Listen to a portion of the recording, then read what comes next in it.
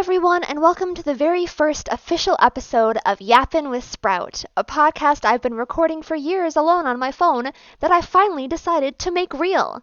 This series is going to focus on a plethora of things I want to rant about or yap about, hence the name. However, today I want to specifically talk about Battle for Dream Island. If you don't know what Battle for Dream Island is, I heavily recommend you go watch it.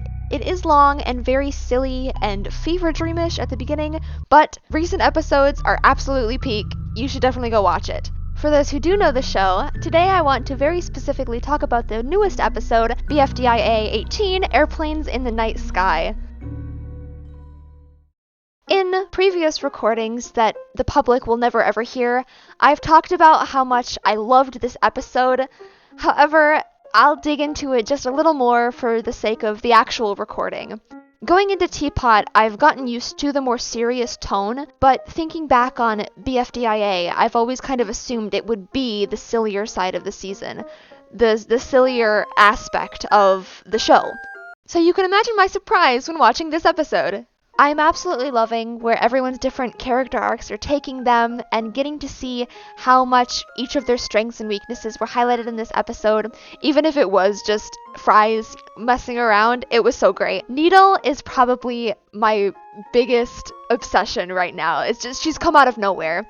I liked her throughout certain aspects of the story, and I always felt like she was a very sensible character, but everything in me after this episode wants to see her succeed so badly, and I desperately hope that she does not get eliminated next episode. She's such a girl boss, and honestly, out of everybody in the show, right now in the competition, I hope she wins the most. But that's not specifically what I want to focus on today. I could sit here and list all about my opinions on the show and what they're doing with certain characters, but for my first video, I thought it would be fun to speak entirely about Pin. Like I said in my last recording that no one will ever hear, I'm actually really looking forward to seeing where her villain arc goes, and just how she ends up back in a healed relationship with most of the contestants by IDFB. However, today specifically, I want to dig into some of the criticism she's been getting, as well as try to understand why she ended up this way, and how I personally think she'll improve as a person throughout the season.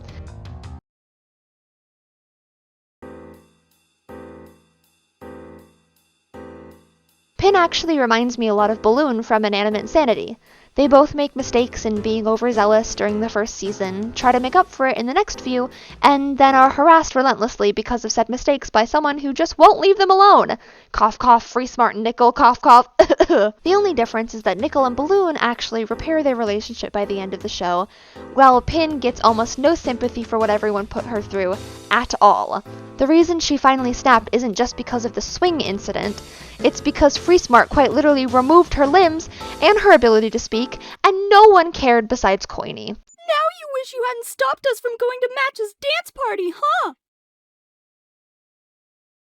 Sure, the swing incident may have been a part of it, which I see people mentioning quite frequently, but there's more to the situation than just that. She's been harassed and belittled the whole season, even after she regained most of her normality back, and she's clearly been holding a grudge since then. The Coiny betrayal wasn't random. It wasn't a sudden show of aggression we've never seen before. She's been leading up to this ever since BFDIA 14. The scene with Book and Ruby, the "you are up for elimination" after making sure they lost the singing challenge. That was the start of her revenge. That's when things started going downhill. The only difference now is that she and Coiny can't work together because of the coin TB used. So they've also become enemies, therefore making Coiny a victim of her revenge as well. I don't think Pin wanted to go out of her way to hurt Coiny. I don't think she hates him. I just think she's gotten so wrapped up in the idea of winning, so focused on the idea that she's completely alone, she's thinking illogically. Which actually reminds me a lot of Golf Ball. Woo! Segue into another character I really love! GB in the first season was eliminated because of someone else's mistake. In her eyes, if they had listened to her plan or if she hadn't relied on her other teammates, they might have won.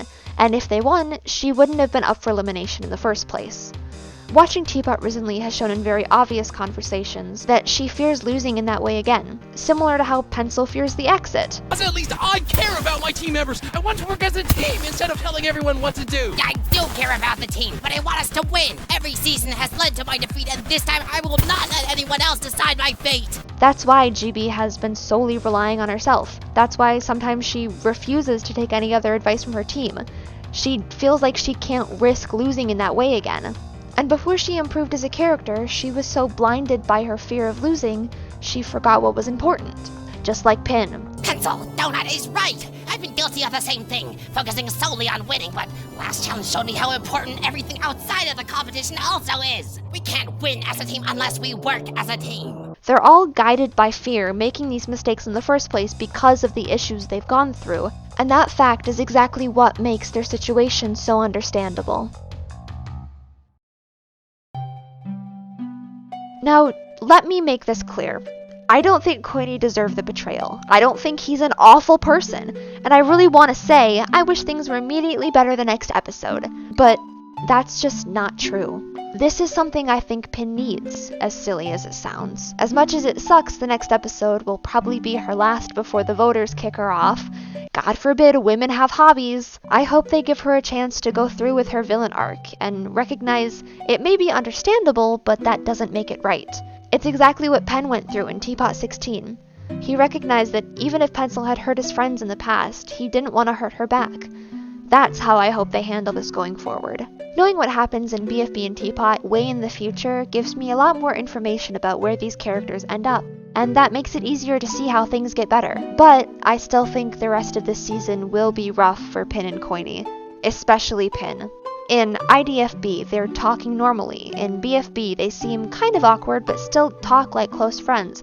And in Teapot, Queenie even allegedly mentions this betrayal scene in a lighthearted tone. And besides, since when did you care if we cheated? You just like to win. Excuse me? Well, it's true, right? And it's so cool. Look, you can't just act like BFDIA didn't happen. Actually, I can, because it sucked.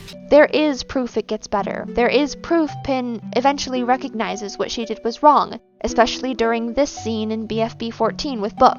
I actually know how you feel. It's hard to patch things up after you've hurt people, even once you learn that you should try. But in a situation like this, I think it's best to think about what they want instead of what you want. However, whatever that growth is might not happen for a while, and I think I'm okay with that. In fact, I might even prefer it, giving her time to process the things that have happened to her, to let out her anger, and not only seek the revenge she wants so badly, but also recognize how much it's hurting her as well, would be great growth for her character.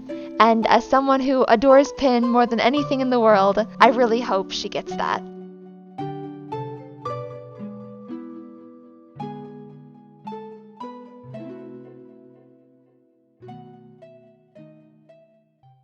With at least 4 episodes left of this season, and the next episode likely being the merge, if there is one I don't remember, I have hope that things will slowly improve.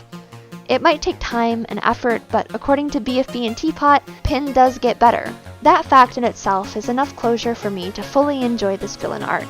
They truly could never make me hate you, Pin. Thank you for coming to the first official episode of Yappin' with Sprout. I hope you all have a great day. Bye bye! Bye bye! Bye!